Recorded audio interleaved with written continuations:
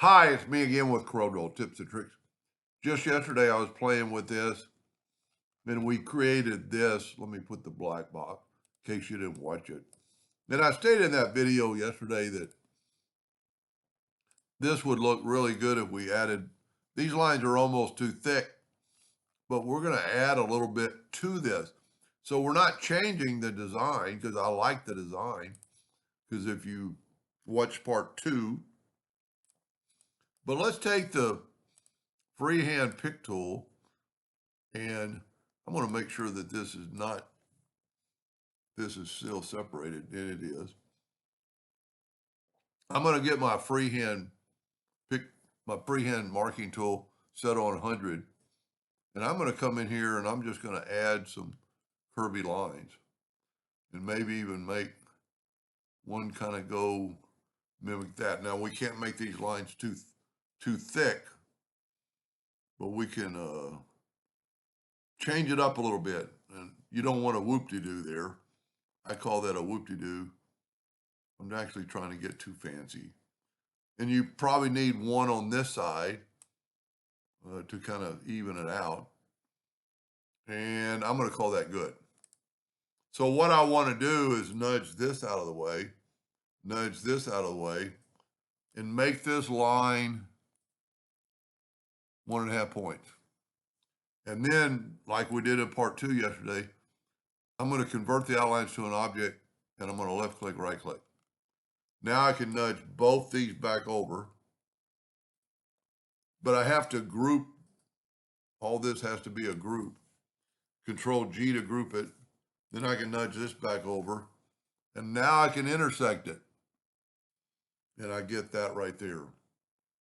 See, it's going to, and you could see at this time whether it's going to need some more.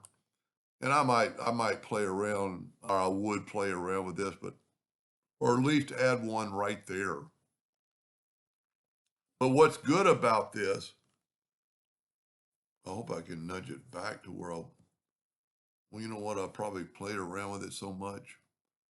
You know what we can do? If you're ever off like that, just delete that one and take your graphic and just make a new envelope form.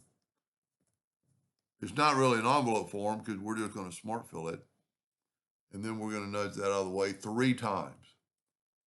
And then left click, right click, and you can take, you know what, we need to make this red in case it's, and then we could just take this by hand and put it inside of our, long as we need to make sure the new lines we drew, and they're not.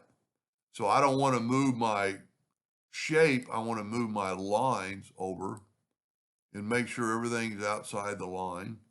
It still should be grouped together, so I'm going to intersect it now. And I should have maybe at that time added a line down there like I suggested. But then you could go here and Control D while holding down the control button, mirror it.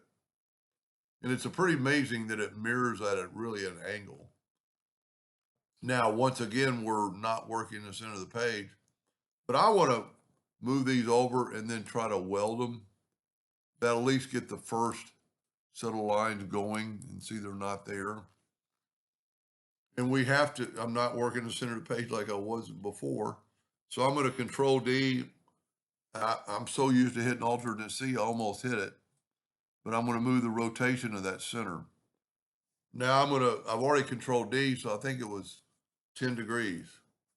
Now I'm going to move this out of the way. It should be able to tell me, well, I was hoping it would tell me where the center is. You know what? Unless it's going to Control D and rotate 20 degrees. And it did, so we're good. That's why working the center of the page is to me so important. And also it's just the Control C or alternate C. Let's do like we did before, make it yellow and yellow. Let's bring the black box. And look how now it's probably too busy, but look what it did. I mean, look at this line up top. Look at this. I mean, it made rubber band shapes and almost a dog shape anyway.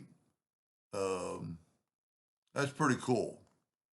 And you could still take it from here and add something down at the bottom. Anyway, just an idea. Hope that helped. Thank you for watching.